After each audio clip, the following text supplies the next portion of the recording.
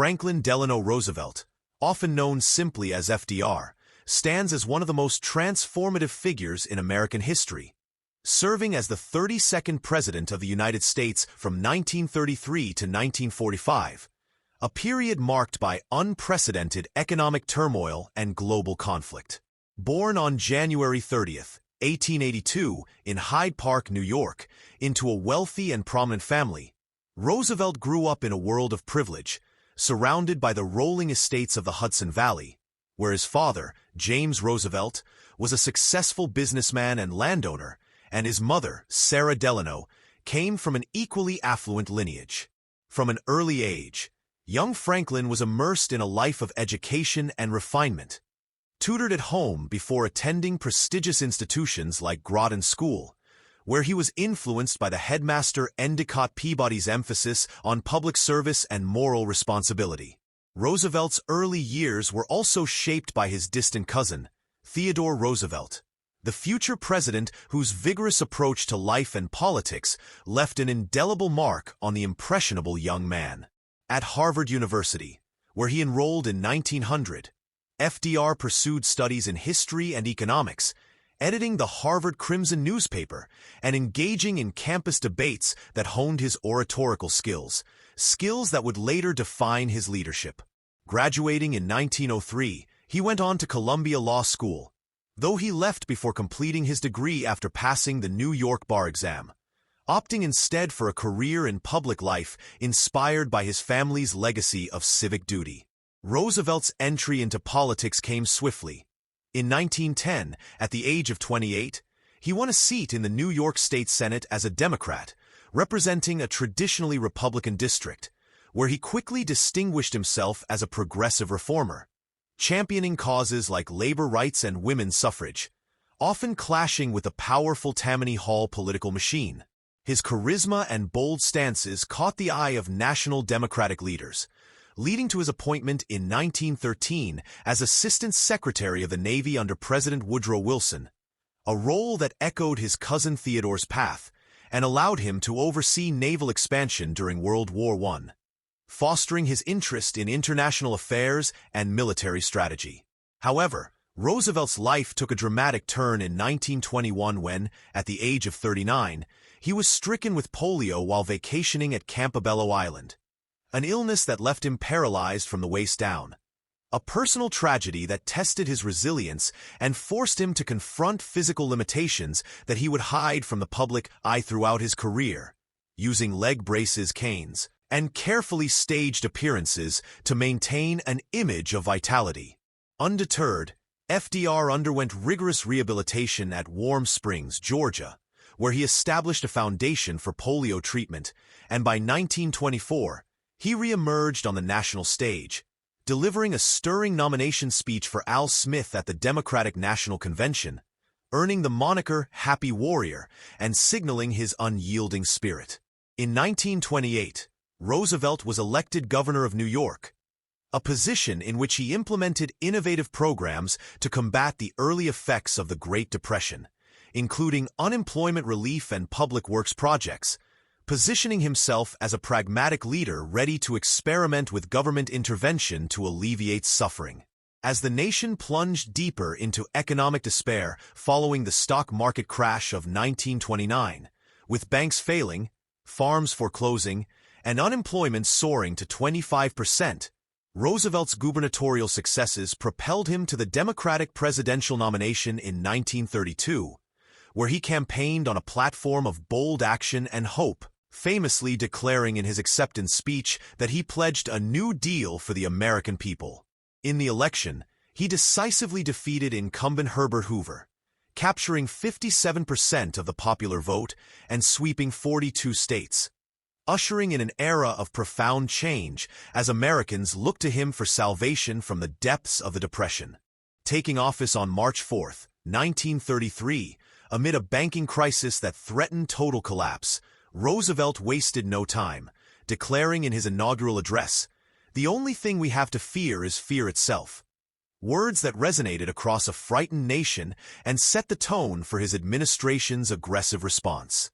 In his first 100 days, a period of frenetic legislative activity unmatched in history, FDR pushed through Congress a series of landmark measures under the banner of the New Deal, beginning with the Emergency Banking Relief Act, which stabilized the financial system by closing insolvent banks and reopening sound ones, restoring public confidence almost overnight. This was followed by the creation of the Federal Emergency Relief Administration to provide direct aid to the unemployed, the Civilian Conservation Corps, which put young men to work on environmental projects in national parks and forests, planting trees and building trails while earning wages to support their families. The Agricultural Adjustment Act aimed to raise farm prices by paying subsidies to reduce production, addressing the plight of rural America, where dust bowls ravaged the land and families faced starvation. Roosevelt also established the Tennessee Valley Authority, an ambitious public works program that brought electricity, flood control, and economic development to one of the poorest regions in the country, transforming the Tennessee River Basin with dams and hydroelectric power that lit up homes and powered industries. To regulate the stock market and prevent future crashes, the Securities Act of 1933 and the subsequent Securities Exchange Commission were created, imposing transparency and oversight on Wall Street. Labor rights advanced with the National Industrial Recovery Act, which set minimum wages, maximum hours, and guaranteed collective bargaining, though parts of it were later struck down by the Supreme Court. Undaunted by judicial setbacks, Roosevelt pressed on with a second wave of New Deal reforms in 1935, often called the Second New Deal, which included the Social Security Act, establishing a safety net for the elderly, unemployed, and disabled through payroll taxes and benefits, a cornerstone of American social policy that endures to this day. The Works Progress Administration employed millions in public projects, from building roads and bridges to creating art and theater, enriching cultural life even in hard times, while the National Labor Relations Act, or Wagner Act, strengthened unions and protected workers' rights to organize.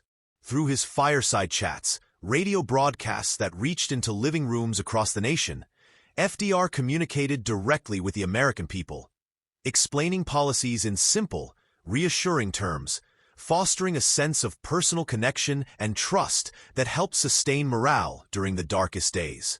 Despite criticisms from conservatives who decried his programs as socialist overreach and from radicals who felt they didn't go far enough, Roosevelt's New Deal fundamentally reshaped the role of government, expanding its responsibility for economic welfare and laying the foundation for the modern welfare state.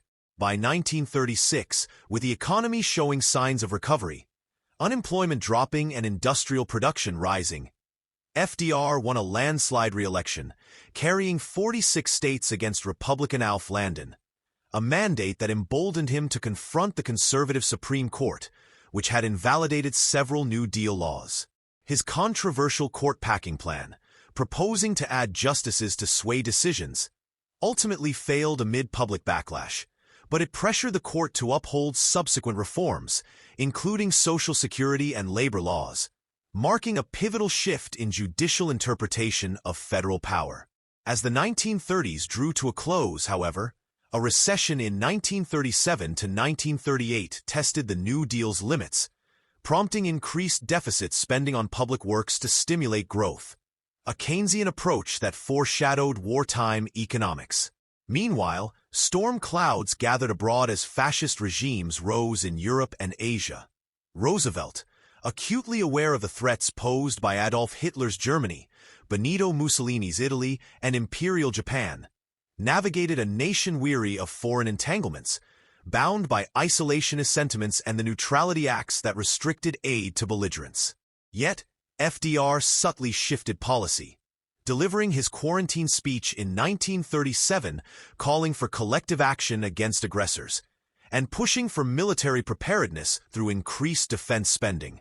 The outbreak of World War II in September 1939, with Germany's invasion of Poland, prompted Roosevelt to revise neutrality laws, allowing cash-and-carry sales of arms to Britain and France, and after France's fall in 1940, he orchestrated the destroyers for bases deal, trading old U.S. warships for British naval bases to bolster Allied defenses. Seeking an unprecedented third term in 1940, amid escalating global tensions, FDR campaigned on keeping America out of war while aiding those fighting aggression, defeating Republican Wendell Willkie with promises of continued reform and security. Once re-elected, he introduced the Lend-Lease Act in 1941, providing billions in military aid to Britain, the Soviet Union, and China, famously likening it to lending a neighbor a garden hose to fight a fire, effectively making the U.S. the arsenal of democracy. Tensions with Japan culminated in the surprise attack on Pearl Harbor on December 7, 1941, a day FDR proclaimed would live in infamy, galvanizing the nation as Congress declared war on Japan, followed by declarations against Germany and Italy. As commander-in-chief, Roosevelt mobilized the American economy for total war, overseeing the conversion of factories to produce tanks, planes, and ships at an astonishing rate, with a war production board coordinating resources and women entering the workforce in droves, symbolized by Rosie the Riveter. He forged alliances with Winston Churchill and Joseph Stalin, meeting at conferences in Tehran, Casablanca, and Yalta to strategize the defeat of the Axis powers, balancing military objectives with post-war visions of a united nations to prevent future conflicts. Domestically, FDR managed wartime challenges, including rationing, price controls, and the internment of Japanese Americans under Executive Order 9066, a decision later recognized as a grave injustice rooted in wartime hysteria. On the battlefronts, Roosevelt's leadership saw pivotal victories. The D-Day invasion of Normandy in June 1944, the island-hopping campaign in the Pacific, and the relentless bombing of Germany. All he contended with failing health, his polio-compounded ailments taking a toll. In 1944, despite concerns about his vitality, FDR won a fourth term against Thomas Dewey, pledging to see the war through to victory and build a lasting peace.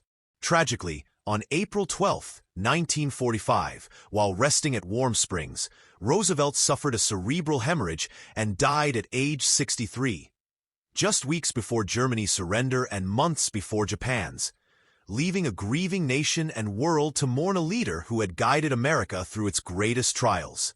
Vice President Harry Truman assumed the presidency, inheriting the atomic bomb decision and the war's endgame. Roosevelt's legacy is profound. He not only lifted the United States from economic despair through innovative governance, but also steered it to superpower status on the global stage, establishing institutions like the United Nations and Bretton Woods system that shaped the post-war order. His New Deal programs, from Social Security to rural electrification, touched every corner of American life, expanding opportunity and security for generations. Critics debate the extent of his interventions, some arguing they prolonged the Depression or centralized too much power. Yet his enduring appeal lies in his empathy for the common man, his optimistic vision, and his ability to inspire hope in adversity. Today, FDR's image graces the dime, his memorials stand in Washington, D.C., and his words echo in times of crisis, reminding us that leadership, in the face of fear, can forge a brighter future. Through the lens of history, Franklin Delano Roosevelt emerges not just as a president, but as an architect of modern America, whose indomitable will and progressive ideals continue to influence the nation's path. His marriage to Eleanor Roosevelt, a partnership of equals, amplified his impact. Eleanor, a tireless advocate for human rights, served as his eyes and ears, traveling the country and world to inform his policies on civil rights, labor, and women's issues, evolving into a diplomatic force in her own right. Together, they navigated personal challenges, including infidelity scandals, yet their bond strengthened their public service. Roosevelt's approach to civil rights was cautious. While he appointed African Americans to advisory roles in the Black Cabinet and banned discrimination in defense industries via Executive Order 8802, he avoided alienating Southern Democrats by not pushing anti-lynching legislation, a compromise that drew criticism but preserved his coalition for broader reforms. In foreign policy, FDR's foresight in recognizing the interconnectedness of global security laid the groundwork for America's internationalist stance post-war, contrasting with pre-depression isolationism.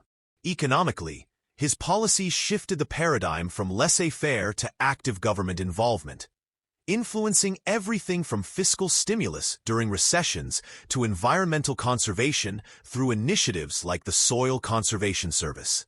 Culturally, the New Deal's Federal Art Project and Writers' Project preserved American heritage, funding murals, plays, and oral histories that captured the era's spirit.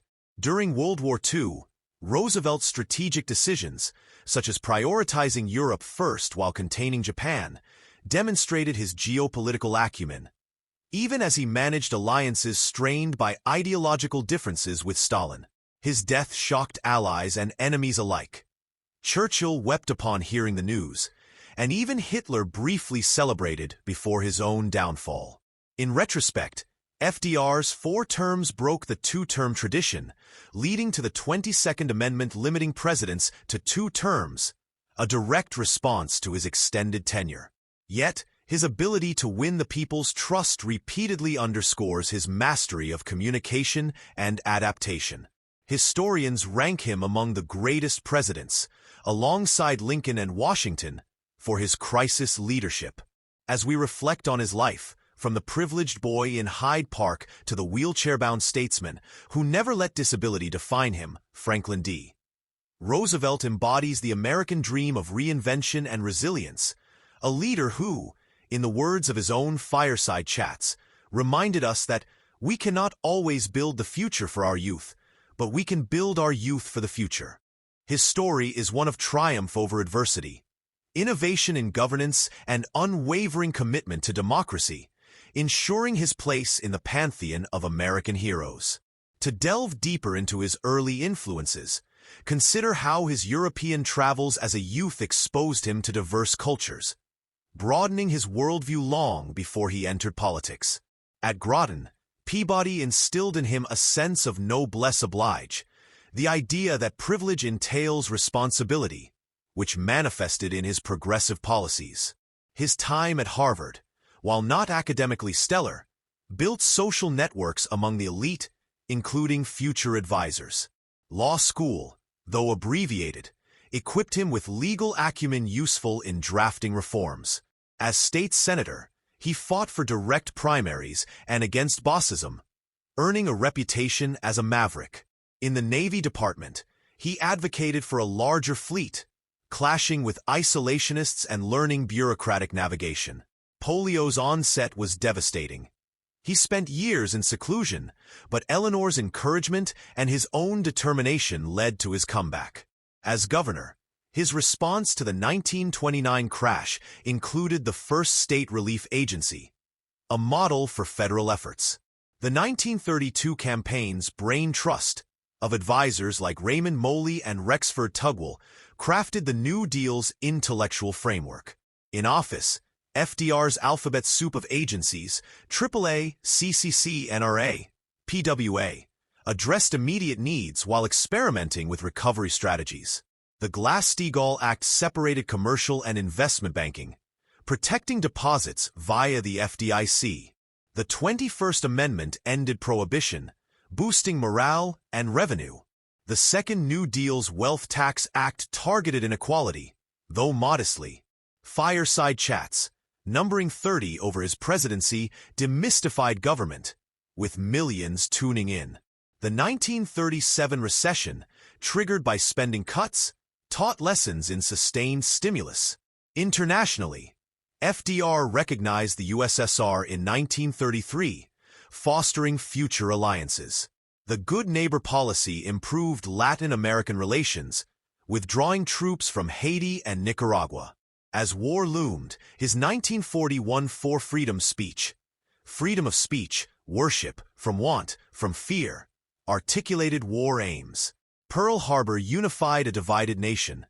FDR's swift mobilization raised an army from 1.6 million to over 16 million.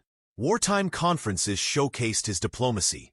Atlantic Charter with Churchill outlined post-war goals, Tehran solidified Allied strategy. Yalta divided Europe, though criticized for concessions to Stalin.